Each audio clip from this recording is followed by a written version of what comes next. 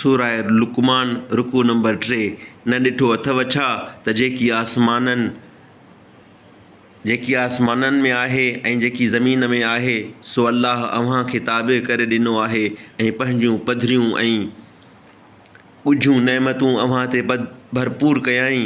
ऐं माण्हुनि मां के अहिड़ा आहिनि जो अणॼाणाईअ सां ऐं बिना हिदायत ऐं रोशन किताब हुजण धारां अल्लाह बाबति झगड़ो कंदा आहिनि।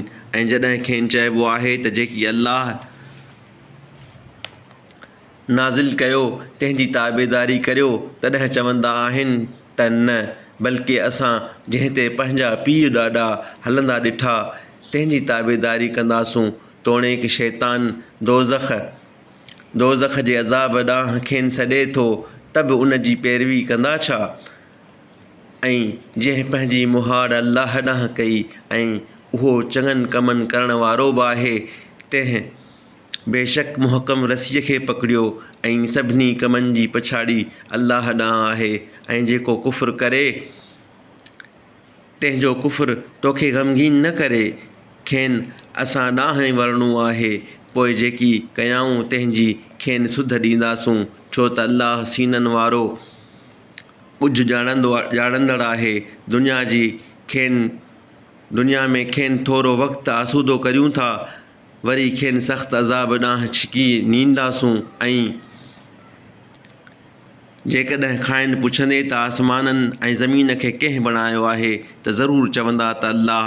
चओ त सभु साराह अल्लाह खे जुॻाए, बल्कि उन्हनि मां घणा न ॼाणंदा आहिनि।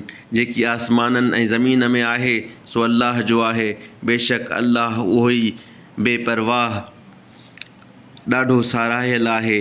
ऐं जेकी वण ज़मीन में आहिनि से जेकॾहिं कलम थियनि ऐं समुंड जो पाणी उन जी मस थिए, उनखां पोइ 7 समुंड ॿिया बि हुजनि त अल्लाह जी कुदरत जूं ॻाल्हियूं न खुटंदियूं। बेशक अल्लाह ग़ालिब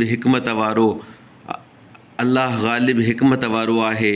अव्हां सभिनी जो ख़ल्क़णु ऐं अव्हां जो वरी जीआरणु रुॻो हिकिड़े माण्हूअ जे ख़ल्क़णु ऐं वरी जीआरण जहिड़ो आहे। बेशक अल्लाह ॿुधंदड़ ॾिसंदड़ आहे।